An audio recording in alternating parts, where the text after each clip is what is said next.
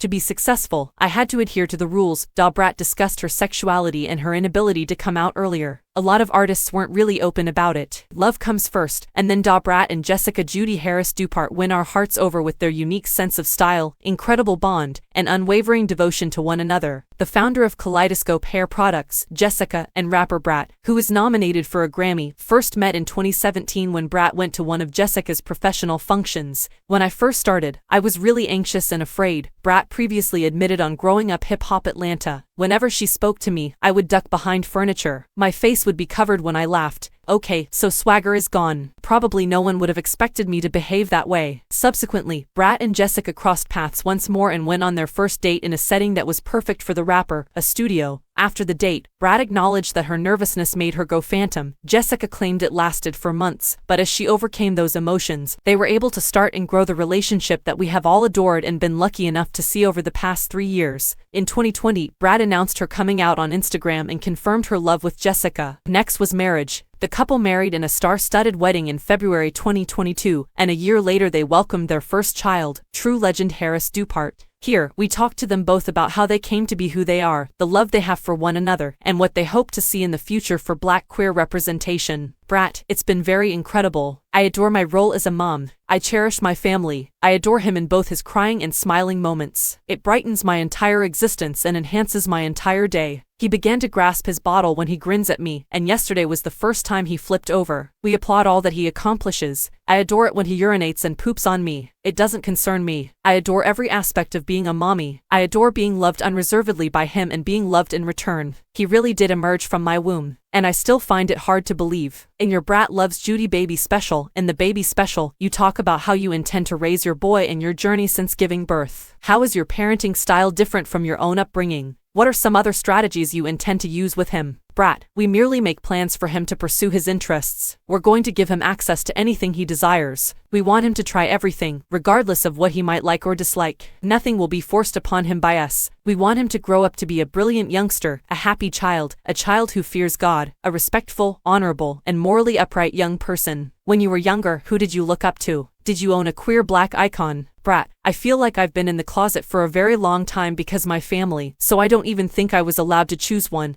or even had one in my head, or could even pay attention. My granny was observing me. I was unaware that I didn't even have the option to watch or listen. Yeah, I honestly had no idea in the 1980s or 1990s. Jessica, many artists kept it really close to the vest. Which person was your first gay crush? Jessica, Brat was my first gay crush. Brat, well said. My first queer crush didn't happen to me. Yes, I'm not sure. My first queer crush didn't happen to me. Michael Jackson was my first gay obsession, right? I never had a queer first crush on a girl. Brat, when I kissed a female, I realized that my sexuality wasn't a passing phase, and I liked it. Jessica, for a while now, I feel like I've been almost fearless. Not that I'm extremely fearless, but I kind of have been like, I don't give a about what people say. Thus, I don't believe that my exploratory days were particularly reserved. I was merely experimenting. I can't even recall the moment when I realized that this wasn't a phase. Jessica, well, that's a valid query. I work in the cosmetics industry, so it's clear that there isn't a lot of representation of LGBTQ people in it. Not women, either. Thus, it's those two. Attending these large gatherings and round tables, then, you have long chats with a group of males at the table. Most of them are Caucasian, though occasionally they are Asian, and you see differences in the respect that people show you based on your gender identity and sexual orientation. It's almost as if you're a coin. Well, it's more like, oh, it's just that ghetto hair product over there, rather than being acknowledged for the things I've actually done. Brat, throughout my entire career, there have been. You were unable to portray that. My song about being gay couldn't be released. It was not going to sell. Additionally, the record label will drop you and your career will essentially end if you don't sell enough records. You need to work out another solution. I was also too young to consider all of my options at the time. However, I've grown older and more mature, and I can now make whatever decision I want and know what I want to do with my life. However, I had no idea what to do beforehand. I was a rookie in the field.